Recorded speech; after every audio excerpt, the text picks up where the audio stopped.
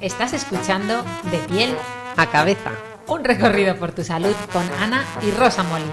Porque sabemos que el conocimiento es la mejor medicina.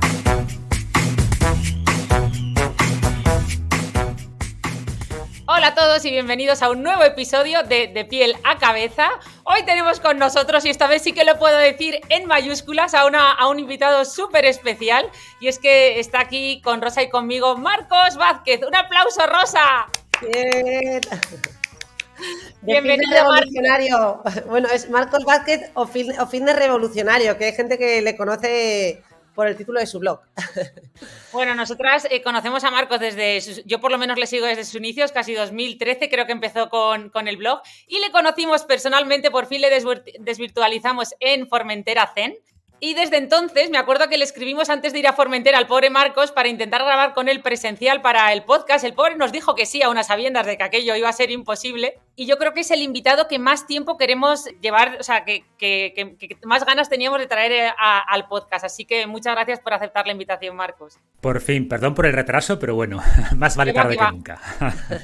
El retraso es todo culpa nuestra porque nos organizamos regulín, no somos tan productivas en eso como tú. Pero bueno, voy a presentar a Marcos, lo cual es muy difícil, porque ya sabéis que él es ingeniero de profesión, ¿verdad, Marcos? Cierto. Pero hizo un cambio de vida y yo creo que le apasionaba la salud y empezó con el podcast, con el blog Fitness Revolucionario, que ha sido galardonado con muchos premios. Y luego también creó un poquito más tarde el podcast Fitness Revolucionario, que empezó en el blog. Yo me acuerdo que los primeros episodios los tenía que escuchar dentro de tu blog. Luego es que de aquella explicar a la gente lo que era un podcast, le decías, tengo un podcast, ¿y eso qué es? ¿Cómo se escucha? ¿No? Ahora todo el mundo, el boom del podcast, pero en 2014 cuando empecé no era nada fácil conectarse y escucharlos.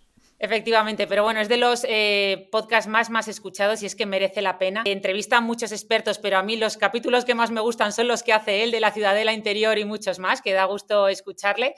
También es docente, es un superponente que lo podéis escuchar en muchos congresos y yo creo que efectivamente se ha convertido en uno de los grandes referentes de divulgación en salud.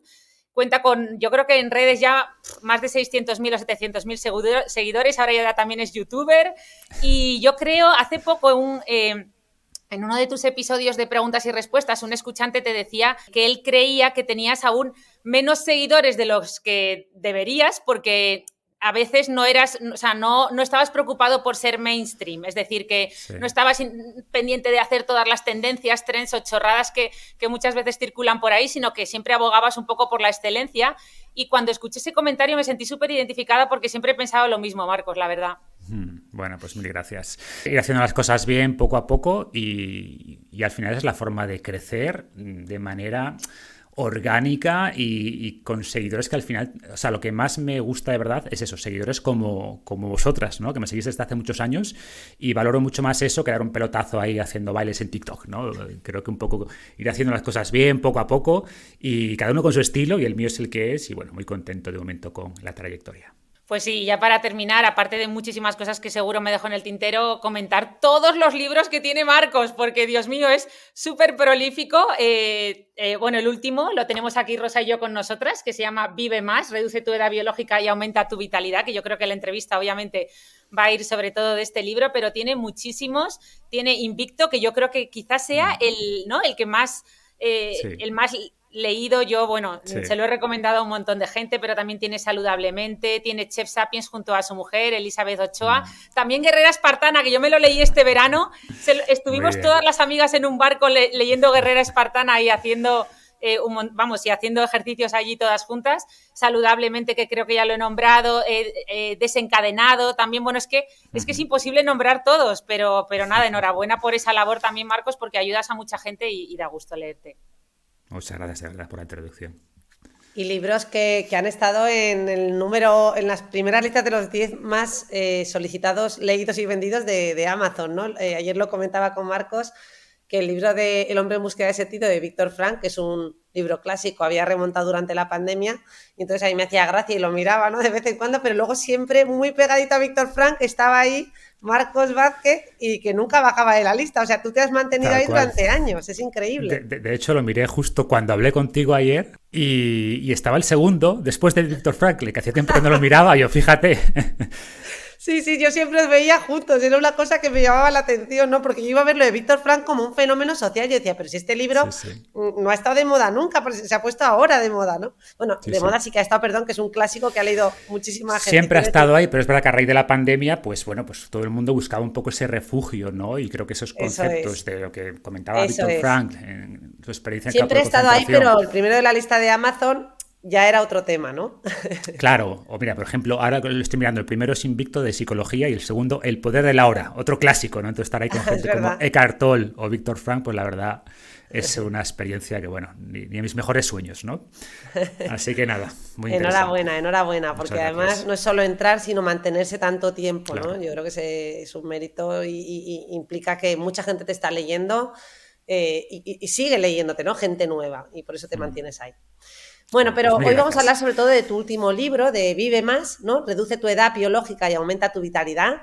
Creo que se va a convertir, ¿no? En otro imprescindible, en una etapa, ¿no? En una época en la que estamos viviendo, en la que yo creo que necesitábamos mucho de esto, ¿no? Cómo vivir mejor y tener mejor salud, ¿no? Porque no se trata de llegar a esa edad avanzada de una manera cronológica, únicamente cumpliendo años, sino con salud y con buena calidad de vida, ¿no? Para mantener esa funcionalidad. Y de todo eso vamos a hablar, porque el envejecimiento es un proceso biológico y natural que implica cambios progresivos tanto en la estructura como en la función de nuestros tejidos. Ya sabemos que es un fenómeno complejo y multifacético, ¿no? Que afecta a todos los seres vivos, pero también a cada individuo de manera única. Siempre decimos que el envejecimiento pues depende de nuestra genética, está marcado por nuestra genética, pero también por nuestros hábitos, ¿no? Y por tanto el ambiente y el estilo de vida que llevamos van a ser cruciales. La exposición a factores como la radiación, la dieta, el ejercicio, el estrés, de todo esto vamos a hablar en este podcast y además también ver un poco cómo el envejecimiento, que al final es el factor de riesgo principal de muchas enfermedades, ¿no? Como las cardiovasculares, la osteoporosis, procesos oncológicos o enfermedades neurodegenerativas, pues podemos producir cambios en todo ello. Así que vamos a empezar por el principio, Marcos, un poco como empiezas tú tu libro, que es definiendo qué es el envejecimiento, si existe acuerdo con respecto a su definición, ¿no? Porque también en los últimos años ha habido discusiones y debates en el ámbito científico sobre la posibilidad de considerar el envejecimiento como una condición médica tratable, ¿no? Y algunos investigadores han abogado por la clasificación de este como una enfermedad o como una condición médica, que tú también lo mencionas en tu libro, también en parte para centrar más recursos en investigación, ¿no? En revertir estos procesos de envejecimiento. Así que, bueno, te dejamos ya hablar con esto, que nos introduzcas un poco esa reflexión que tú has hecho con ese trabajo sesudo, ¿no? De revisar también artículos que siempre haces de una manera tan rigurosa y nutritiva. Muy bien, pues a ver, empecemos definiendo qué es el envejecimiento, ¿no? Porque a pesar de que todos entendemos intelectualmente lo que es envejecer, no es algo tan fácil de definir científicamente o de llegar a ese consenso, ¿no? Que sea realmente útil para la investigación. Y aunque a nadie le guste envejecer, empiezo diciendo que de momento es la única manera que se ha encontrado para vivir mucho tiempo, que decía Charles Agustín, si no recuerdo mal, así que deberíamos verlo como algo positivo si lo comparamos con la alternativa, ¿no? Pero bueno, una definición que se usa con frecuencia es que el envejecimiento es el daño acumulado por el paso del tiempo, y explico en el libro, que luego podemos hablar, por qué nuestro cuerpo puede reparar todos estos daños o la mayoría de los daños con facilidad mientras somos jóvenes, pero hacia el final de la vida, pues estos daños se magnifican y nuestra capacidad de repararlos se reduce, ¿no? Que tiene que ver con un punto ciego de la evolución que luego podemos comentar. Entonces, el envejecimiento, podríamos decir de manera muy resumida que es esto, es esa acumulación de daños que no podemos reparar. Y apuntabas algo muy interesante, que es esta propuesta de muchos investigadores de intentar clasificar al envejecimiento como una enfermedad, y alguien podría pensar que esto es un debate puramente intelectual, pero no lo es práctico, ¿no? Porque para bien o para mal, para que el sistema médico dé recursos o investigue algo, ese algo tiene que ser clasificado como una enfermedad, ¿no? Si queremos investigar un fármaco, una intervención cualquiera para prevenir el envejecimiento, para ralentizar el envejecimiento, incluso para detener el envejecimiento, que luego podemos hablar de esa parte más futurista, pues al final ese algo tiene que estar clasificado como una enfermedad. Y la realidad es que el principal factor de riesgo de todas las enfermedades crónicas modernas es el envejecimiento. Más que el envejecimiento, es la edad, ¿no? Y por tanto, si somos capaces de regular esa edad o ese envejecimiento, pues vamos a poder reducir no solo la enfermedad cardiovascular o no solo el cáncer, sino todas ellas. Vamos a ir a la raíz de esas enfermedades, que es el envejecimiento. Y hay un poco el interés por clasificar al envejecimiento como una enfermedad y por tanto poder tratarla. Y esto entiendo que pueda sonar, chocar un poco, pero yo siempre digo que las enfermedades al final no dejan de ser constructos sociales, ¿no? Me invento al final a lo que llamamos una enfermedad cardiovascular. Cuando decimos que alguien tiene, yo qué sé, cáncer, al final todos tenemos células cancerígenas, ¿no? El tema es a partir de qué punto eso es una enfermedad. O diabetes, pues si a partir de cierto nivel de glucosa decimos que eres diabético, por debajo no. Bueno, pero es arbitrario, es decir, ¿a partir de qué? ¿De 105, de 110? No deja de ser arbitrario donde pones ese umbral para decir, ahora estás enfermo y justo antes no. Pues con el envejecimiento ocurre un poco lo mismo, ¿no? Entonces entiendo que pueda chocar, pero la explicación de por qué se está intentando considerar al envejecimiento o el envejecimiento como una enfermedad es para poder estudiarlo, poder atacar el envejecimiento, ir a la raíz de las enfermedades y de esta manera podríamos reducir todas las enfermedades, ¿no? De una manera unificada, yendo al origen de esas enfermedades, que no deja de ser el envejecimiento. Qué bueno. Y además me hizo gracia que entre los datos que mencionas hablas de esa medusa inmortal, ¿no? Como, bueno, Sí. pues también una promesa de la ciencia en ese campo de poder encontrar pues ciertas vías para, bueno, pues para vivir más años, no sé si para hacernos inmortales, pero quizás para vivir más años, porque a lo mejor inmortales pues habría que hablar de ciertas distopías con las que nos podríamos encontrar, pero me gustó mucho leerlo, ¿no? Porque nosotros tuvimos la oportunidad de coincidir con Carlos López Otín en los premios Fenómeno. Planeta, donde además nos habló de estos estudios que estuvieron realizando y bueno, pues además mencionas, creo que algún artículo suyo, ¿no? De Hallmarks of Aging. Claro, ¿no? digamos que hay un paper en el ámbito del envejecimiento, está este paper clásico, ¿no? De Hallmarks of Aging, las claves del envejecimiento, que es de Carlos López Otín y sus colaboradores. Y de hecho es un artículo clásico del 2013, si no recuerdo mal, y justamente el año pasado, cuando ya había escrito ese capítulo, sacaron 3 claves nuevas. Y yo, bueno, tengo que revisarlo ahora, ¿no? Pero bueno, que es interesante y además pues nos deja entrever que esto es un campo pues en constante ebullición, que salen cosas nuevas, nuevas investigaciones, pero el tema de la medusa es interesante, ¿no? Porque, bueno, de nuevo, no por un tema intelectual de saber que hay animales inmortales, sino porque al final lo interesante, que luego podemos profundizar en esto, estaba la duda hasta hace no mucho de si la muerte estaba programada, si estamos destinados a morirnos y a envejecer, y la realidad es que no, ¿no? Y de hecho ya sabemos que hay animales, como las medusas, que son inmortales, que tienen una capacidad de regeneración indefinida. Entonces no hay ninguna ley biológica, por así decirlo, que nos obligue a morir, ¿no? O a envejecer, y esto pues abre de nuevo las puertas a la investigación.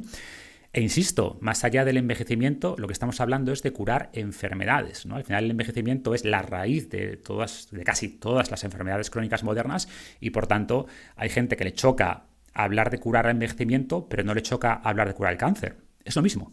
Estamos un poco atacando la raíz de todas esas enfermedades, ¿no? Qué buen matiz, ¿no?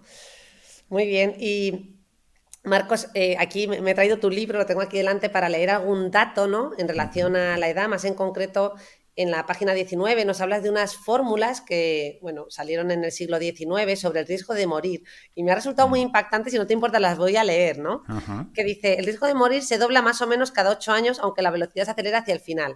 A los 25 años el riesgo de morir es de 1 entre 3.000, a los 33 de 1 entre 1.500, a los 41 años de 1 entre 750. Si avanzamos hacia los 80 años, la probabilidad de morir se eleva a 1 entre 20.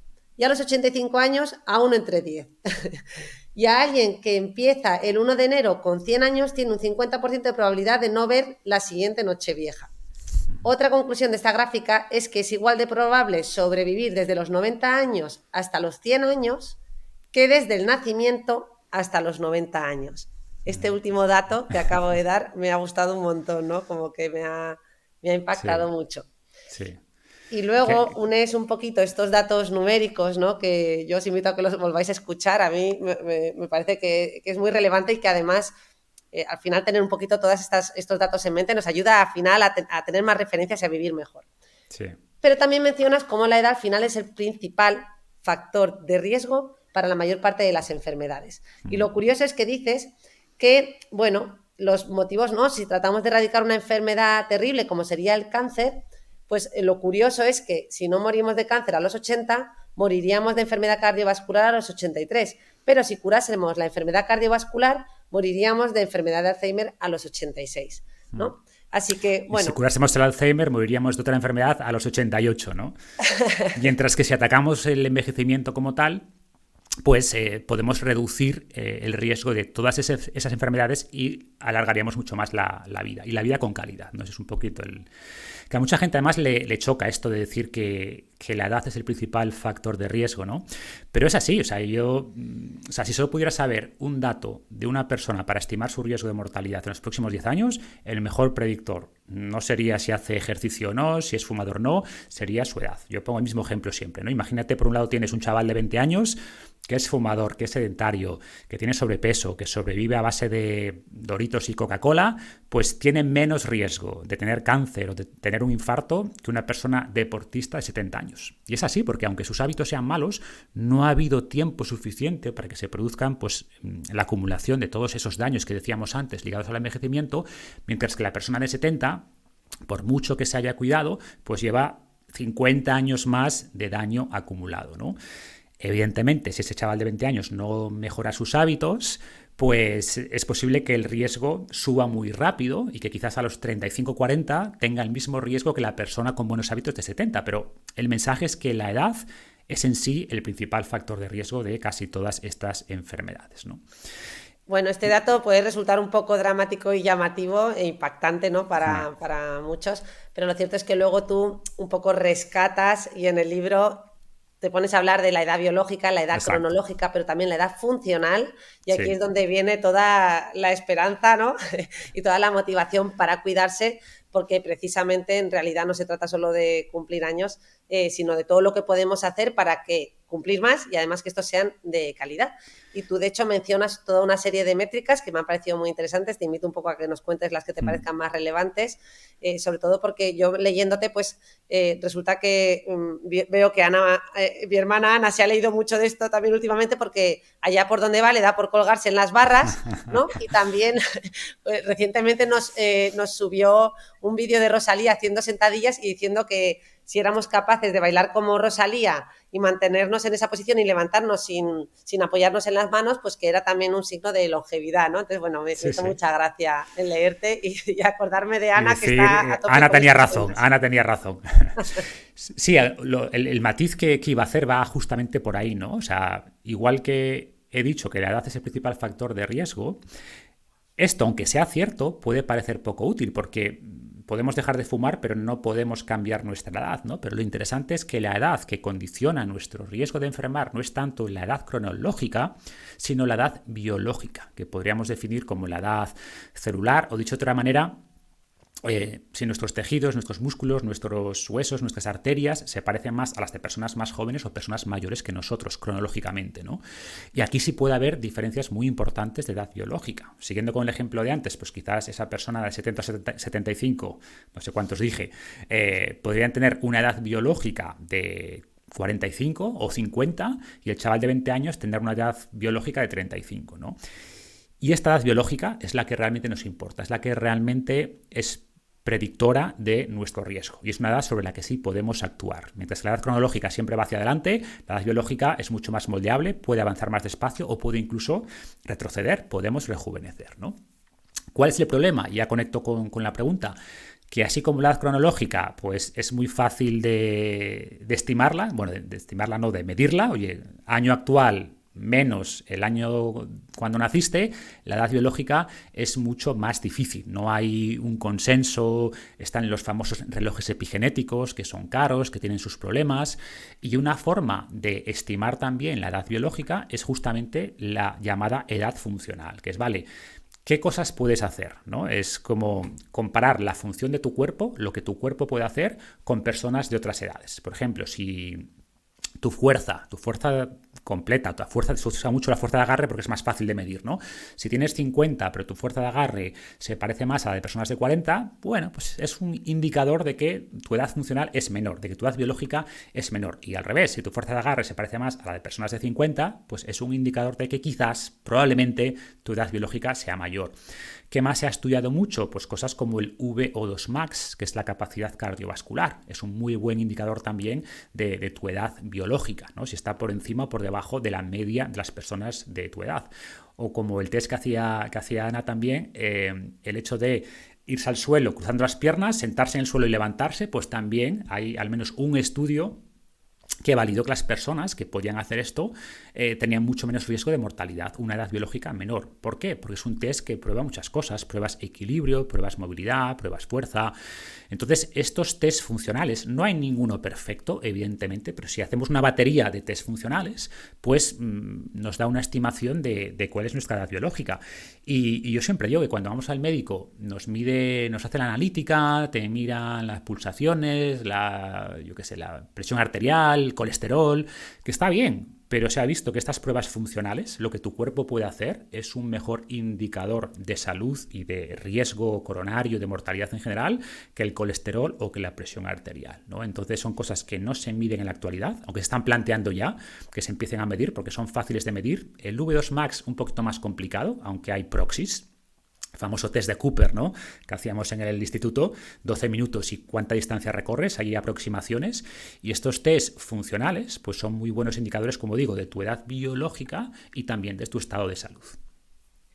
Totalmente de acuerdo, Marcos. De hecho, yo, pues efectivamente, como decía Rosa, gracias a ti tengo en casa ya una barra de dominadas, he incorporado mucho más movimiento a mi vida y estoy totalmente de acuerdo que incluso antes de que llegue a medicina, o sea, a las pruebas médicas, que todo eso, claro, al final la medicina es un buque muy grande, ¿no? Yo siempre digo que es como el Titanic, va lento, pues lo bueno es que yo creo que gracias a mensajes, bueno, a toda la divulgación que tú haces y muchos otros hacemos también, pues sí que está empezando, ¿no?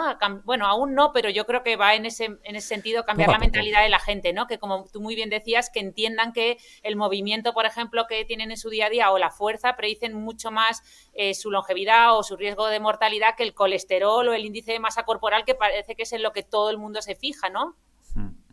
Exacto. Y ahí, pues como digo, lo bueno también de esto es que hay estándares. O sea, tú puedes medir de tu fuerza de agarre, tu V2 Max, e irte a ciertas tablas y decir, oye, pues según mi edad debería estar aquí. Bueno, ¿cuál es tu realidad? Pues según eso, sabes que estás un poquito... Te da además cosas concretas que puedes cambiar, que puedes modificar, ¿no? Y sabemos que si mejoramos nuestra fuerza, que si mejoramos nuestro V2 Max, estamos en el fondo reduciendo nuestra edad biológica, ¿no? Y me parece pues eso, más interesante que factores que a veces no controlamos tanto, que son incluso más genéticos, como puede ser la presión arterial o colesterol. Ojo, que podemos influirlo también con buenos hábitos.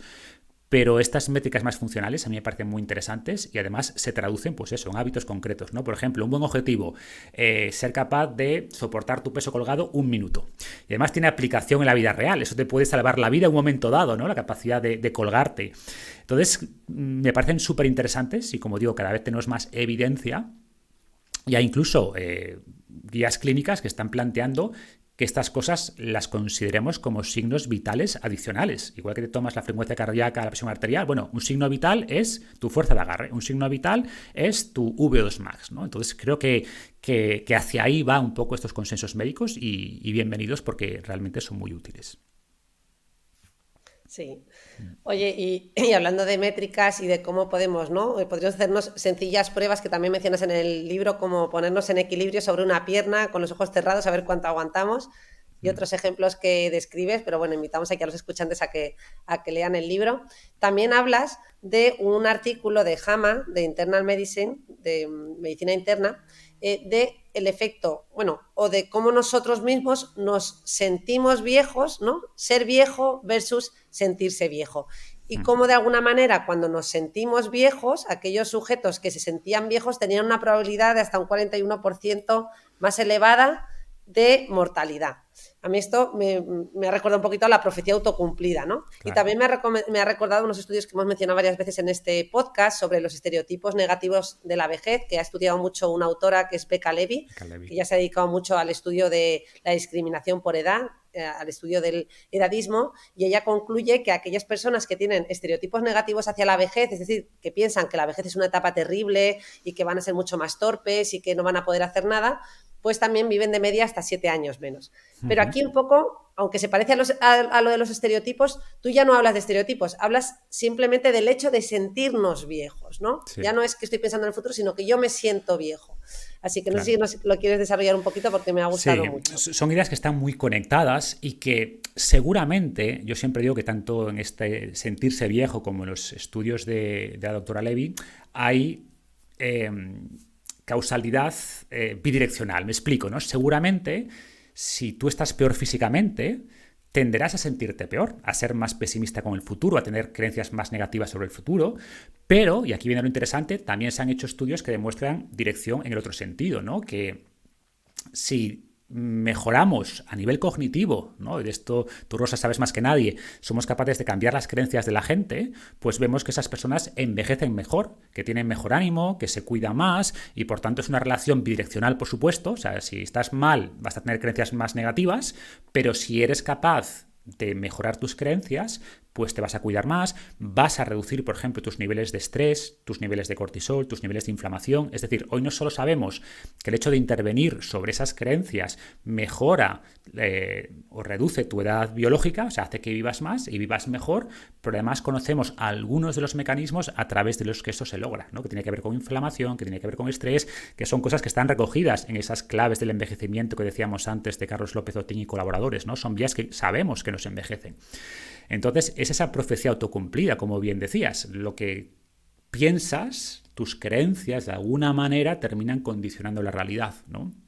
Y de ahí la importancia de trabajar también esa parte psicológica. Me parece muy interesante incluirla en el libro porque no es algo que se suela mencionar. O sea, al final, cuando hablamos de envejecimiento de enfermedad, nos quedamos mucho en la parte fisiológica, ¿no?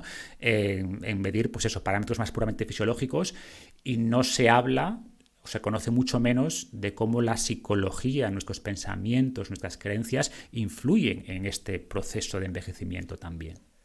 ¿Estaría esto también conectado, Marcos, con el efecto Mateo que mencionas en el libro? Que la verdad que yo no lo conocía con este nombre. Ajá.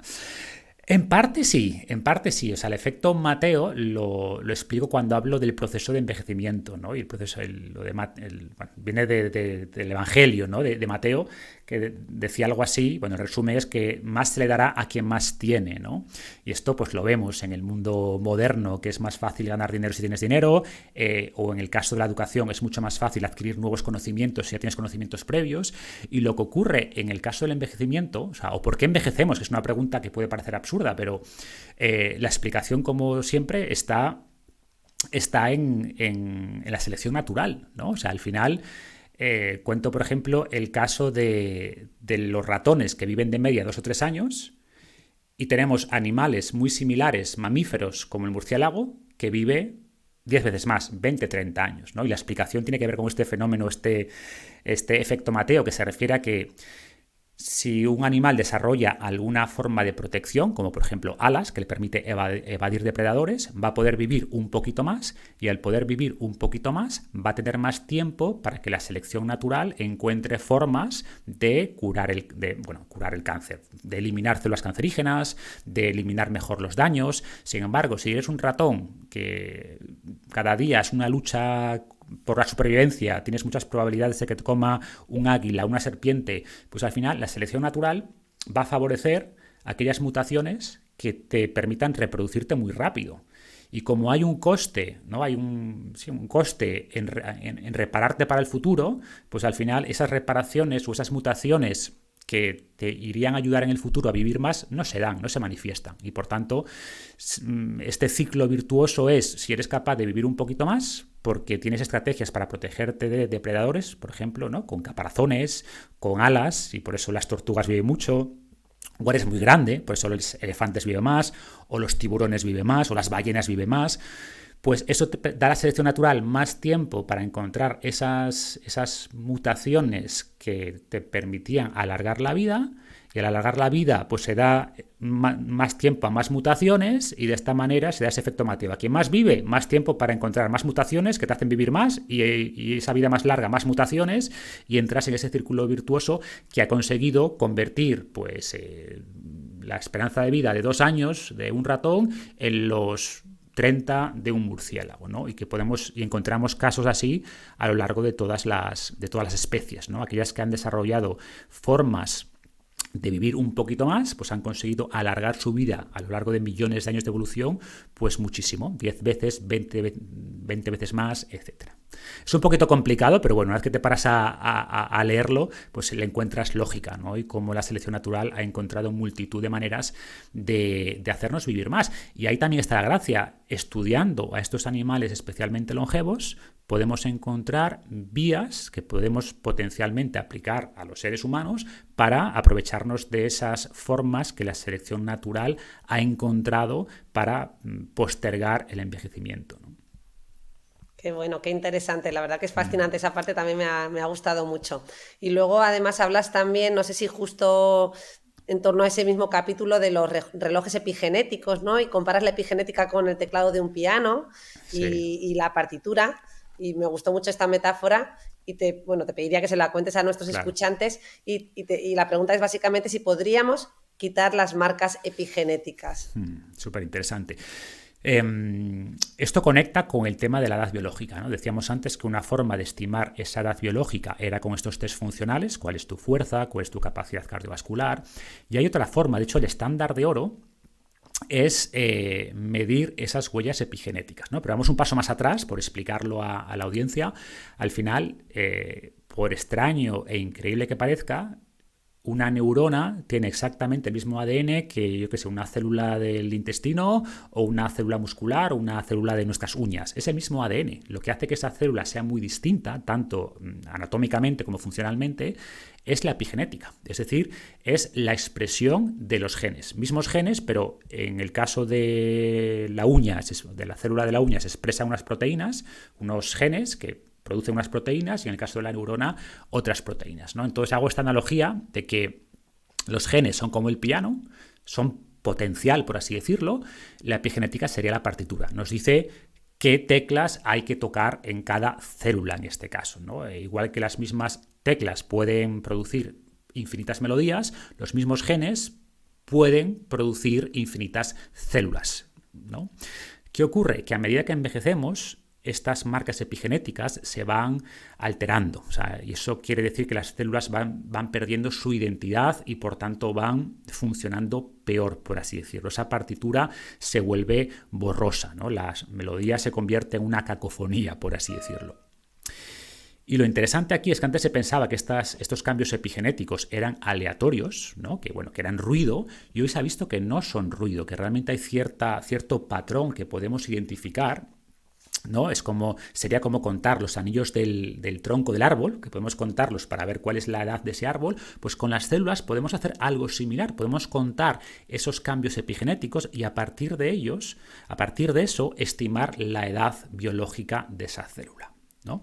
Y aquí viene la gran pregunta que hacías tú antes, ¿vale? Pero si cambiamos esas huellas epigenéticas, ¿rejuvenecemos? ¿Vale? Porque podría ser que estas marcas epigenéticas simplemente nos ayuden a ver la edad, pero no por borrarlas realmente nos hagamos más jóvenes, sean simplemente una expresión de envejecimiento, pero no una causa de envejecimiento. Pero todo apunta a que efectivamente, si podemos borrar estas huellas, rejuvenecerlas, quitarlas, volver a las huellas originales, rejuvenecemos, ¿no? De momento se han hecho estudios con ratones, de hecho un laboratorio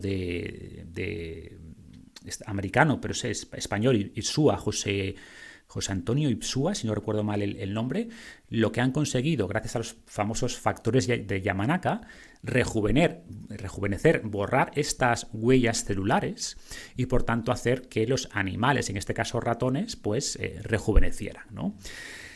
¿Qué ocurre? ¿Qué ocurre aquí? Pues que como todo es peligroso.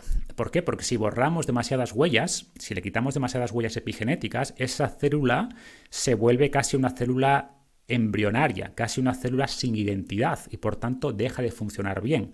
Entonces tenemos que borrar suficientes huellas epigenéticas para que esa célula rejuvenezca, sin borrar demasiadas, porque si se rejuvenece demasiado y pasa a ser una célula embrionaria, tampoco funcionaría, nos va a matar esa pérdida de función, ¿no?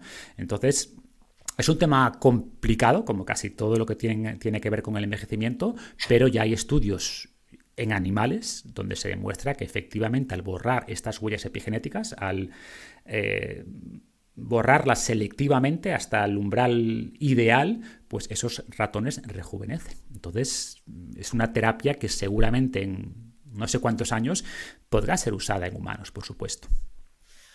Oye, Marcos, y yo voy a aprovechar, voy a cambiar un poquito de tercio porque ya veis cómo a Marcos da gusto escucharlo hablar, todo lo que cuenta es súper interesante, pero muchas veces a los que te seguimos desde hace tanto tiempo, y estoy segura que no soy la única, pues entre todo lo que cuentas nos gusta mucho también, no sé cómo expresarlo, saber de ti, ¿no? Al final, con tu figura, con tus hábitos, con cómo afrontas tú tu día a día, cómo afrontas la vida, pues nos inspiras a muchos, ¿no? Entonces yo siempre que haces alguna entrevista, muchas veces me doy cuenta de que aparte de toda la ciencia que nos cuentas y todos los datos, me quedo mucho con las poquitas cosas que cuentas de tu día a día, ¿no? Y me acuerdo que a raíz que estamos hablando ahora de esta obsolescencia programada, de cómo si en realidad el saber que somos mortales nos ayuda a vivir mejor, pues me acuerdo en una entrevista que escuché que decías que, bueno, que tú estabas encontrando ese equilibrio entre esa productividad, ¿no? Y el aprender a disfrutar también de la vida, ¿no? Y me gustó mucho porque yo que también soy friki como tú, como decíamos antes, y estoy también muchas veces obsesionada con el crear, producir, pues a veces me olvido de eso, ¿no? Y muchas veces me acuerdo de esa frase tuya de, yo me estoy centrando también en disfrutar un poco, ¿no? Y porque ya le hemos dado la vuelta al jamón, estamos en el otro lado del jamón, los que hemos pasado de 40, ¿verdad? Yo siempre lo digo, o sea, que cuéntanos un poquito sobre esto.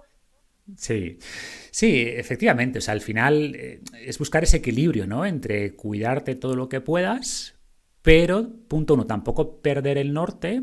Y punto dos, que no te impida disfrutar la vida.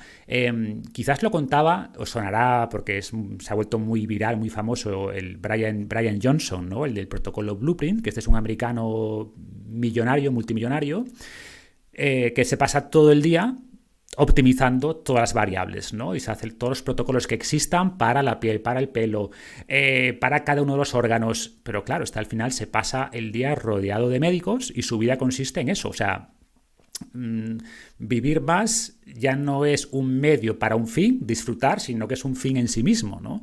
Entonces creo que ese es el riesgo. Yo siempre digo esto de que todo llevado a su extremo se convierte en lo opuesto. Y al final hay mucha gente que por cuidar tanto la salud, pues al final convierte su día a día en una prisión y deja de ir a una cena con amigos porque, claro, va a comer de más, va a romper su ritmo circadiano, el sueño medido por el Oura Ring va a ser un poquito peor, o no come la tarta que le hizo su hija de su cumpleaños porque, claro, tiene el monitor constante de glucosa, le va a generar un pico, va a subir la glucosa a 138, no puede ser, hay que tenerla por debajo de 120...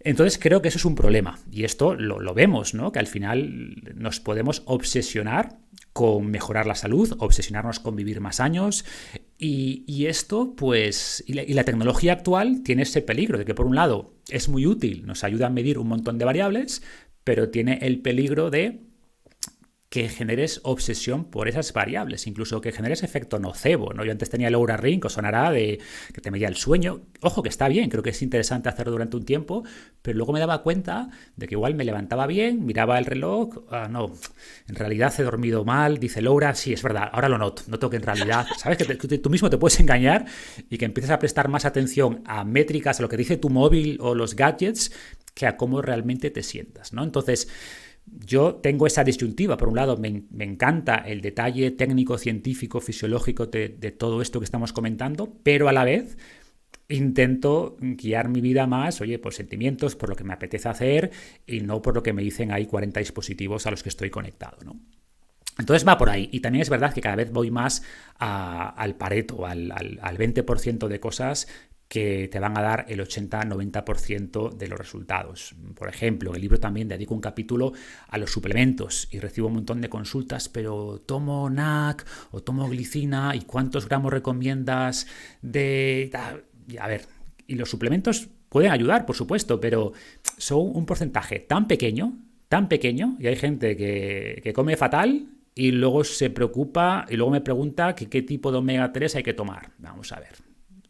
Entonces va por ahí, ¿no? Por considerar, punto uno, que al final el objetivo es disfrutar la vida. O sea, siempre que hablamos de vivir más, de vivir mejor, ese no es el objetivo final, es un medio para un fin que al final es disfrutar cada día que pasamos aquí en la Tierra, ¿no?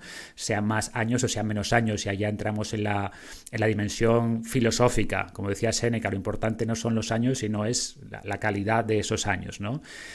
Pero va por ahí, en resumen, que tengo cierto protocolo, no es tan complicado como el blueprint, y al final del libro justamente pues intento hacer como un decálogo de, más allá de las 300 páginas que te he contado de detalle, si haces estas 10 vas a estar bien. Y yo intento centrarme en esas 10, 12 cosas que son realmente importantes y tampoco perder de vista lo esencial por todas estas trivialidades que a veces nos marean, ¿no? Muchos gadgets y muchos detalles que en la práctica tienen poca importancia y que muchas veces restan tiempo para lo realmente importante.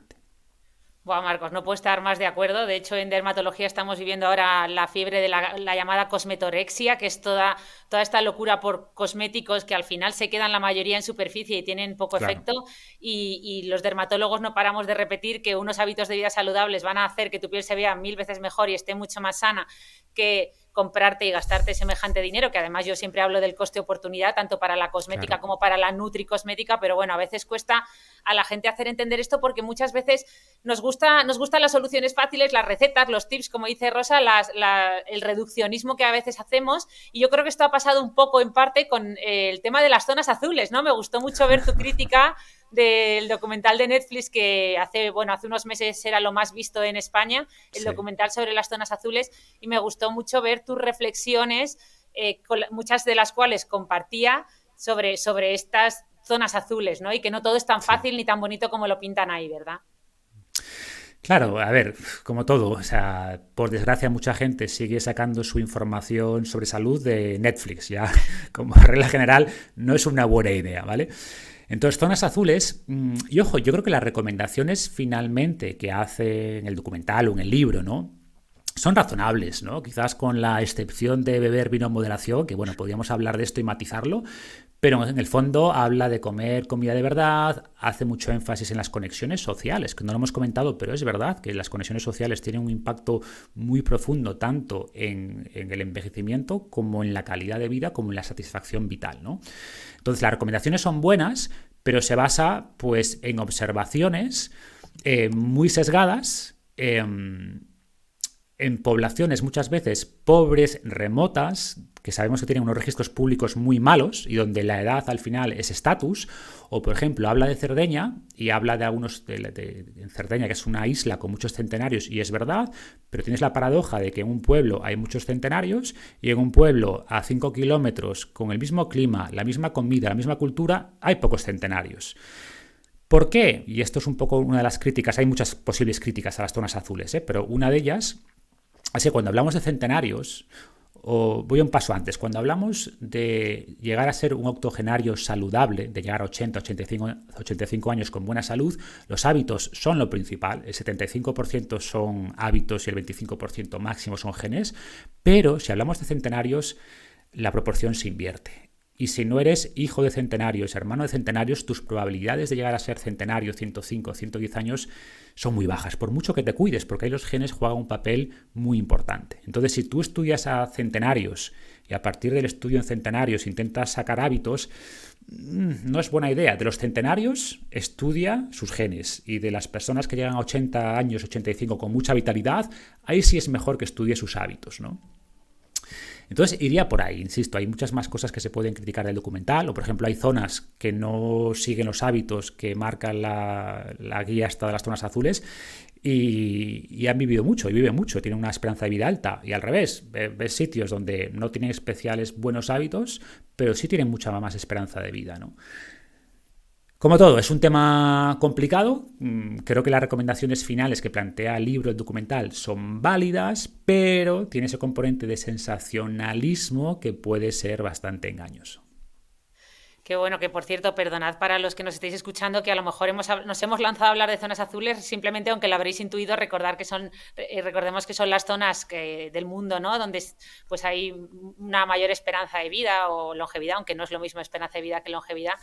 Pero sí, totalmente de acuerdo, y yo creo que lo de las relaciones sociales, ese fue mi gran hábito para 2023, Marcos. Empecé a marcarme en el calendario en azul las relaciones sociales, porque a veces uno se pone a leer, a escribir y se aísla un poco, y yo creo que ha sido mi gran avance de este año, que por cierto aprovecho para recordar, ahora que estamos a principio de año, empezando el año, que ya sabéis que hay mucha crítica a esto de los propósitos, ahora nos contarás tu opinión, pero también hay varios libros, en concreto el de How to Start, de Kelly, no me acuerdo, ahora lo ponemos en las notas del podcast, pero bueno, el apellido es Milkman, que es una doctora que habla de cómo muchas veces ese anclaje temporal, el llamado Fresh Start, es una de las mejores formas, de decir, el anclar temporalmente o anclarlo a algo emocional o vital, un nuevo propósito o un nuevo hábito de vida que queremos implementar, es una buena idea. Es decir, que hay mucha gente que obviamente no cumple sus propósitos de año nuevo, pero mucha gente sí los logra también gracias a ese anclaje temporal, ¿no? O sea, que es un buen momento. No sé qué opinas tú, Marcos. Sí, 100%. Evidentemente, si lo piensas es un poco absurdo, ¿no? O sea, ¿por qué hay que empezar el 1 de enero y no el 18 de octubre? Si en el fondo es cualquier día puedes tomar la decisión de mejorar. Evidentemente, pero al final no somos seres racionales 100%, ¿no? Tenemos este componente emocional. Y de hecho se ha publicado un estudio hace no mucho que lo que medía es la pérdida de peso a los 6 meses en función del mes en el que empezabas. Y se vio que efectivamente las personas que empezaban su proceso de pérdida de peso en enero perdían más peso que si empezabas en cualquier otro mes. La diferencia tampoco era muy grande, pero estadísticamente significativa. Y la explicación que daban los investigadores es ese componente emocional, ese fresh start, este comienzo de nuevo, una nueva oportunidad. Entonces, ¿por qué no aprovechar eso? Evidentemente, si solo empiezas con la motivación, yo hablo un poco de la motivación versus disciplina, ¿no? La motivación te puede ayudar, te da energía, pero claro, es verdad que esa motivación al final suele ser pasajera y con el paso del tiempo tendemos esa resistencia a los viejos hábitos, ¿no? Pero si somos capaces de aprovechar esa motivación que nos da el cambio de año o cualquier otro punto de inflexión que cada uno se quiera marcar en su vida, que puede ser un divorcio o que los hijos se van de casa o lo que sea, ¿no? Que es a lo que tú le des propósito. ¿Qué ocurre? Que el nuevo año parece que es un propósito compartido por todo el mundo. A lo que tú le quieras dar propósito, aprovecha esa motivación, pero aprovecha esa motivación sobre todo para cambiar hábitos. Mucha gente, creo que el fallo de mucha gente es que empieza el 1 de enero con un cambio tan radical que no es sostenible. Pues el 1 de enero, bueno, después de Reyes, ¿no? Después del roscón, el 8 de enero me apunto a CrossFit, empiezo con ayuno intermitente, dejo de beber, dejo de fumar, todo con vida real. Lo más probable es que no. Lo más probable es que fracases y que aguantes 2 semanas, ¿no? Sin embargo, si empiezas con pequeños hábitos, aprovechas esa motivación, oye, voy a mejorar el desayuno. Venga, voy a intentar ir al gimnasio 3 veces a la semana. Voy a reducir un poco el alcohol que bebo. Bueno, pequeños hábitos sí creo que son mucho más sostenibles y que si logras dar esos pequeños pasos, que vas a maximizar o aumentar mucho las probabilidades de éxito, ¿no? Que si empiezas súper motivado con un cambio radical en todos los ámbitos de tu vida, que al final no es sostenible. Entonces, tener una visión a largo plazo, me gusta mucho esta idea también, ¿no? De oye, ¿quién quiero ser? ¿Qué valores tengo? Y encontrar la brecha entre los valores, que digo que es importante para mí, y luego, vale, pero ¿cómo paso mi día? ¿Cuáles son mis hábitos? Y el hecho de visualizar una brecha importante entre lo que digo que quiero ser y lo que hago en mi día a día, creo que ayuda esa visión de largo plazo y después empezar poco a poco, gradualmente, a mejorar esos hábitos, ¿no? Qué bueno, Marcos. Sí, efectivamente, lo acabo de comprobar por si acaso. El libro es How to Change, de Katie Milkman. No existe la versión en español, pero habla de ese empezar de cero, que a veces pues es verdad que es una parte de cumplir nuestros propósitos, pero bueno, es una ayudita, ¿no? Dentro de todo esto, aunque lo importante, como bien dice Marcos, es esa disciplina, esa constancia, ese compromiso y ese mirar hacia atrás, o sea, ese pensar en el futuro y cuando mires hacia atrás, pues estar, ¿no? Contento de lo que has hecho y estar orgulloso, que hablando ya nos vamos acercando al final del podcast, pero bueno, ya que hablábamos de esas recetas, de esos tips fáciles que yo sé que es muy difícil, pues nos gustaría acabar preguntándote si hay alguna molécula para frenar el envejecimiento o algo que nos quieras recomendar. y sobre todo tus tips, ¿no? O sea, tus tips importantes, y ya sé que lo tienes al final del decálogo del libro, pero para todas esas personas que te seguimos, que nos gustaría tener un Marcos Vázquez todos los días, tener una conversación como esta contigo, aunque ya animo a todo el mundo a que hagan tus programas, que te sigan en la web, en el blog, en todas las redes sociales, porque Marcos está ya en todas, hasta en TikTok está Marcos ya. No entro nunca, pero bueno, ahí estoy, tengo mi cuenta. Pues bueno, Sí. a lo mejor quizá pues tus principales ideas, ¿no? Sí. Para, aunque sea muy reduccionista, pues que nos quedemos con ese buen sabor de boca de cuáles son las cosas de ese Pareto que tú nos contabas que al final más te ayudan en tu día a día. Sí. Vale, pues me preguntabas primero sobre las moléculas, ¿no? Como yo las llamo, en el fondo compuestos, suplementos. Hay cosas interesantes. De hecho, lo hablaba con Carlos López Otín y él me decía, mira, metformina no le había mucha utilidad. Yo tampoco, después de estudiarla bastante. Él era más partidario de la espermidina y yo estoy de acuerdo, ¿no? Creo que de hecho yo tomo espermidina. Y bueno, creo que es un suplemento interesante. Me gustan mucho además suplementos entre comillas naturales o que encontremos en los alimentos, ¿no? Más que cosas que entre comillas son más novedosas. Por ejemplo, se habla mucho de la rapamicina, pero ya claro, es un fármaco y es algo que nuestro cuerpo no encuentras rapamicina en las fresas, ¿no?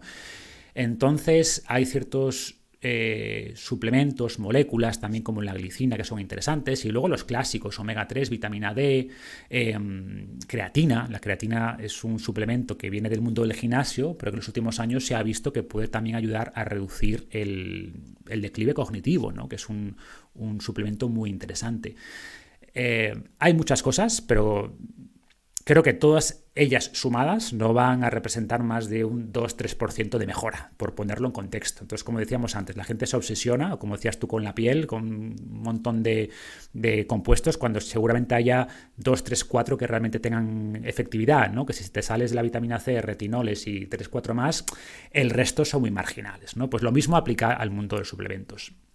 Y luego, en cuanto a esos hábitos, rutinas, acciones que podamos hacer para mejorar cómo envejecemos, yo tengo mi caballo favorito, mi caballo ganador, sin duda, que es el ejercicio. O sea, después de revisar mucho, creo que no hay ninguna intervención que podamos hacer que se acerque al poder del ejercicio. Punto 1, para vivir más, nos puede dar más de 10, 12 años de vida, pero sobre todo para vivir mejor. O sea, porque puede doblar la calidad de vida. Nos puede dar, según los estudios, 20, 25 años de vitalidad adicionales, ¿no? De que si tienes 80 años, pero has hecho actividad física toda tu vida, puedas tener la capacidad funcional de una persona de 60, 55, no entrenada. Eso es una promesa enorme, que no hay ninguna pastilla que se acerque a eso, y lo tenemos al alcance de la mano y además es gratis, ¿no? O sea, ¿qué más podemos pedir?